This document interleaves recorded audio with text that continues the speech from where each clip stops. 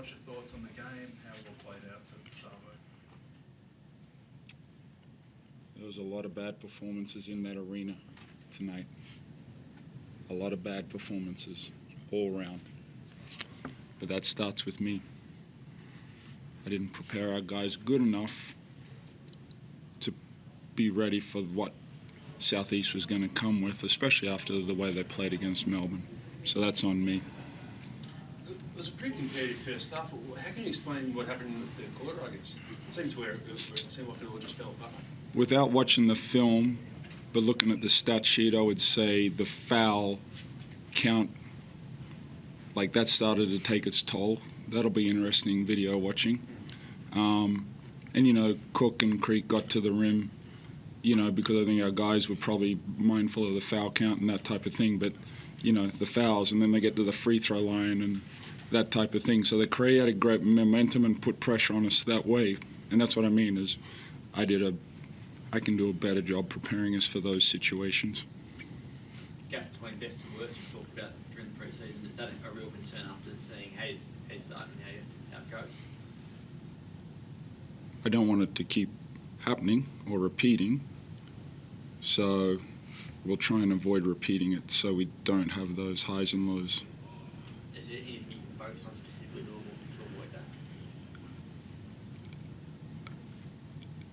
We're an emotional team.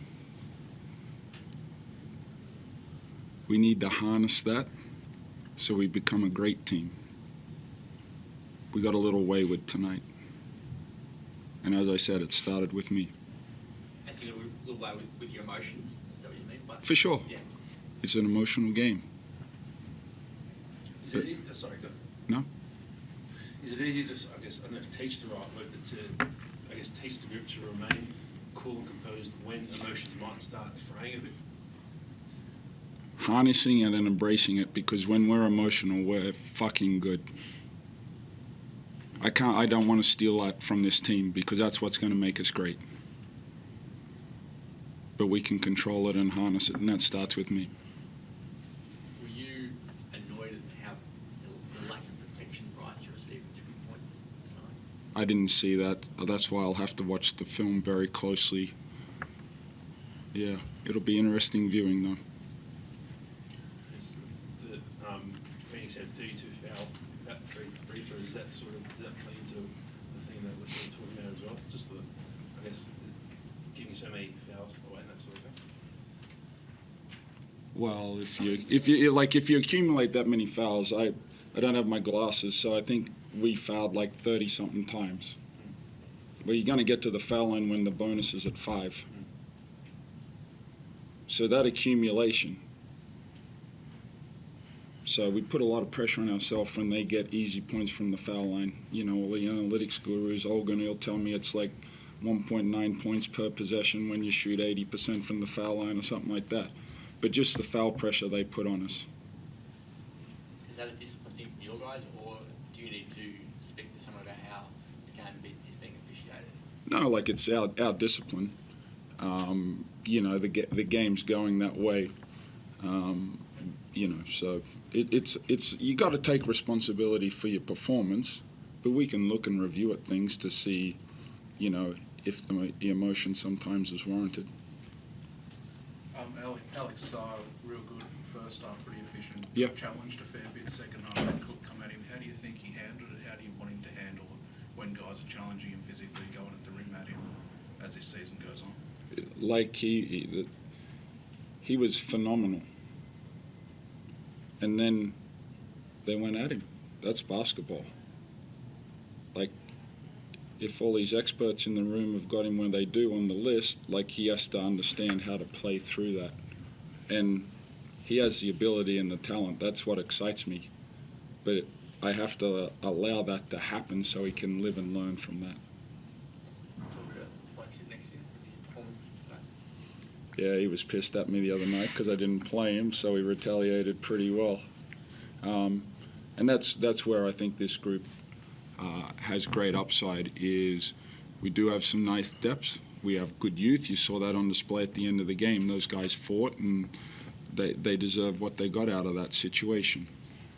So for him not to hang his head and come out with that performance, like, that's very encouraging. Were you 15? Yeah, for sure. For sure. I mean, I understand it was my first game, but yeah, I was sitting on the bench just wanting to get out on the court, but it happens. John said publicly several times that he wants the guys who are feeling that way to take it out on the court when they get the opportunities. Have you embraced that message to just seize every second and every minute? Yeah, for sure. I mean, we got some of the best guards in the NBL in our team, so I know my playing time may be limited at times. So, yeah, when I'm on the court, I'm just going to give everything I can. How'd you sort of find out, especially in that third quarter, when South East made that huge run? Is it sort of, do you almost feel helpless when you're just getting bombarded by bucket after bucket, I guess? No, not really. I mean, as I said before, we have some great guys in our team, so I trust that they're going to get the job done, and I mean, they trusted me tonight as well. I mean, from a player's perspective, we've heard from the coach's perspective, but that emotion that was just referenced, how do you sort of see from the players' point of view how to sort of handle that aspect of the game, I guess? Yeah. I mean, yeah, as he said, we are a pretty emotional team, but I mean, we're still going to give it 100% whenever we're on the court, but there's not much we really could do tonight. Ben, what's it been like for you stepping into the NBL, and what's it like in the game for you? 'Cause it seems like you're doing pretty well to find your shot, find ways you can be effective. Yeah, I feel pretty comfortable out there. I don't really feel like I'm at a disadvantage. I've been developing my game at a pretty high rate, so yeah, I feel pretty comfortable out there. Was the other night the longest you've ever sat on the bench in a game, or what? Yeah, definitely. I don't think I've ever not hit the floor in a game, but we got the win, so that's all that matters. John, just with the offense, second and third quarter, and you already sort of referenced why maybe it was a little bit disjointed, but it seemed like you were able to get the mismatches you wanted. They were switching a lot of the screen action. How did you think the offense functioned during that period? The injury to Ty Webster, where we have like another dynamic ball handler that can get into the paint, and just, you know, giving Bryce and then Ben the responsibility to generate that pace, like, that's a lot of responsibility. So we missed Ty and that ability that he brings, but I thought we did a good job. I think Doolittle's going to be a really good addition to our team. I saw some things in his game tonight that I think we can utilize to even take our offense to a different level once we get everyone back in sync and on board. And like, he's practiced one full practice with us, a couple shoot-arounds. So it's very encouraging. The way I like to play the game, the way he generates offense for us and for himself, I think he'll be a good fit. But Ty Webster, not having him there tonight with his dynamic playmaking, that's tough for us. And then the other side of the ball, like, he's a good, strong physical guard, and they got those two little water bug guys. So, like, you know, we put a lot of responsibility on Usher to defend those guys for 40 minutes. So it was just enough to, like, mess with us tonight. And then just when you do have Alex and Keanu on the floor together, we've seen a little bit of it. How have you liked what you saw with the two bigs? Yeah, I have no problem playing with those guys on the floor. Towards the end of the second quarter and certainly the third quarter, I was trying to, like, those two had foul trouble. We had Usher, we had Hiram Harris. So trying to, you know, play a guy through a bit of fouls, but hopefully he doesn't pick one, and then let's go with another, like, you know, I was like trying to guess too much in that situation, and we just couldn't generate a rhythm once we got in foul trouble like that. We've seen a lot of bigs come to this league and have troubles, whether it's a foul trouble or just trying to adjust. Yep. Tonight, it looked like there might have been some frustrating moments for Alex. How have you found that aspect of teaching him coming to a pro league that's traditionally been sometimes challenging for big men in that regard? I think, well, from my standpoint, he's done a great job of handling that part that you're asking about. I think tonight, if he wants to be a really good professional basketball player, you're going to have to understand how to play and minimize someone like Cook when he's in that mindset. So instead of me getting frustrated or disappointed and trying to solve it, he just has to feel that a little bit, because next week he's going to be better. Like every week, and I'm actually waiting for the week that he doesn't get better, but he's been here, Craig, what, 10 weeks, 12 weeks now? And he just incrementally, like he had a passage of play against Tassie the other night where I'm watching and he's competing at a high level. When he first got here, he didn't compete at that level. So it's incremental, and like he is a willing learner. So I got nothing bad to say about that situation, but in moments players have to feel that sometimes to understand, you know, he's not back in Toulouse. Do you have a timeline on Ty at all? No, I don't, no. There was that moment in the third quarter with Alex and Tyler. In that vein, you kind of mentioned the emotions of the game earlier.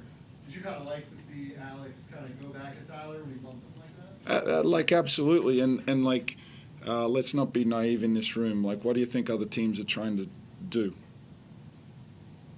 So that, for me, that was great to see. Like, that's his maturation as a player. That happens. That's sport. If he walks away, everyone says, "Oh, he's soft." Is it a fine line? Absolutely.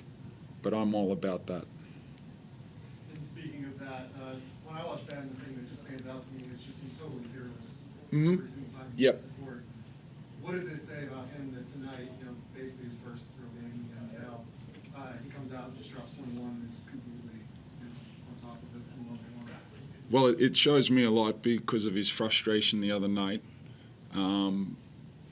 So that's great to see. As I've said to some guys in this room, when I first saw him play and got to know him as a person, you guys use fearlessness, but I would say his competitive instincts. Not everyone has that, and that's what's going to separate him. And then he has a great work ethic. He wants to get better. He understands when he's not performing well, he's always looking for things to help him get out of that. So to me, he's about the right thing. So whatever he gets out of this, he thoroughly deserves. No worries. Thank you.